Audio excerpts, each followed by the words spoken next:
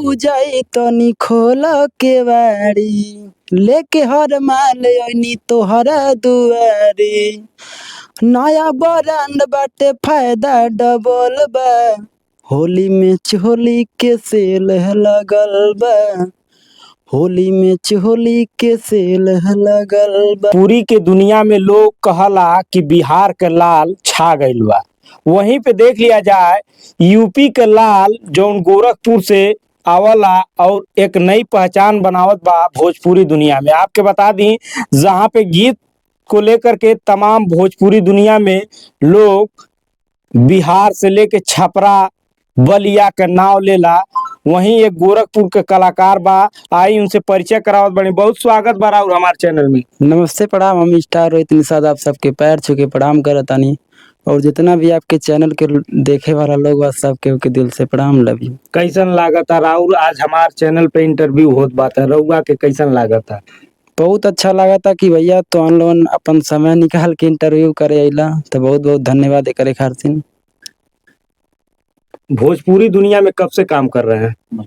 ज्यादा दिन से नहीं, पहले हम शायरी बोलते थे, ठीक है, उसके बाद से थोड़ा थोड़ा गाने आ गया, फिर गाना गाने आ गया। अच्छा, भोजपुरी गीत सुनाना हो, आपके ऑडियंस देख रहे हैं तो तनी अपनी सुरीली आवाज में गुनगुना दीजिए। जरूर। अभी मेरा एक होली का गाना है जो होली पर है, वो कैसे था।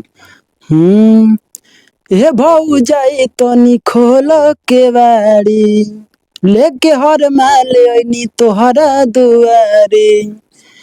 ए भौजाई तनी खोल केवाड़ी, लेके हर माल ओइनी तोहरा दुआरी।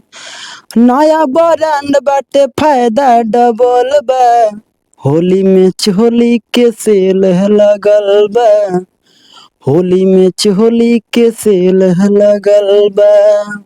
वाह, ये देखी गोरखपुर के लाल एकदम छपरा बिहार के फार के निकल जाता। एक कला और गीत काफी सुरीली आवाज बा। बहुत आगे जइबा बाबू, ऐसा लगल रहा बहुत बहुत आगे जइबा तू। अच्छा ये बतावा, भोजपुरी दुनिया में कब से काम करत बाड़ा?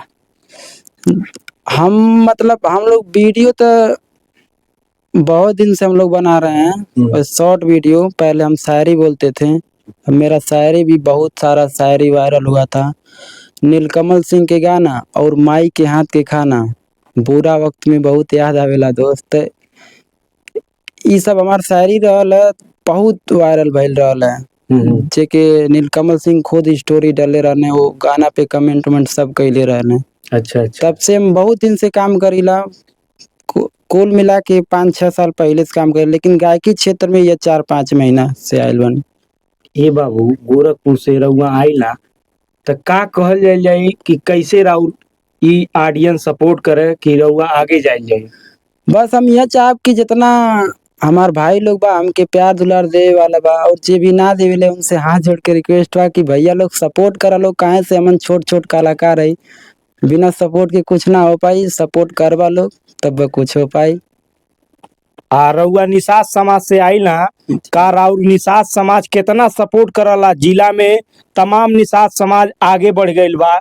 आपके बता दी लोग नेता मंत्री विधायक बने तो उ राउर कितना सपोर्ट करल है ये फिल्मी दुनिया में भोजपुरी कलाकार को लेके? अभी तक मेरे जितने भी फॉलोअर्स हैं 90% निषाद होंगे, और 10% जो अन्य लोग हैं वो मतलब सारे जातियों को मिलाकर होंगे, लेकिन 90% हमारा निषाद समाज हमको सपोर्ट करता है और बहुत अच्छा लगता है। तो चैनल पे एक और सुरीली आवाज में धुन में गुनगुना दा ताकि निषाद समाज एकदम खुल के सपोर्ट कर दे अपने निषाद समाज के लिए। अभी मेरा एक और गाना आया था, यहीं से आया था। हाँ, और गाना कैसे रहा। अरे बड़े बड़े माफियन के बंद हो जाला बोलती रे, यूपी बिहार में चले निषाद के चलती रे। हर जिला के गुंडा देखी के मारे ले कलटी रे,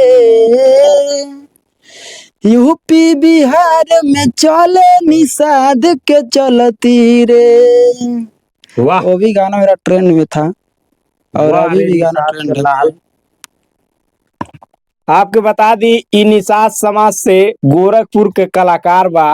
रउआ सबन ए बालक के सपोर्ट करी अर्श से फर्श तक पहुंचा दी ताकि निषाद समाज के लाल फर्श से अर्श होला यार, अर्श से फर्श ना होला। कौन चीज आई निषाद समाज के लाल गोरखपुर से आवल है। रउआ सबन इनकर सपोर्ट करी। अब भोजपुरी दुनिया में एक नया पहचान बनावत बाड़ा तो बनल रही और देखत रही इनके गाना के सुनी।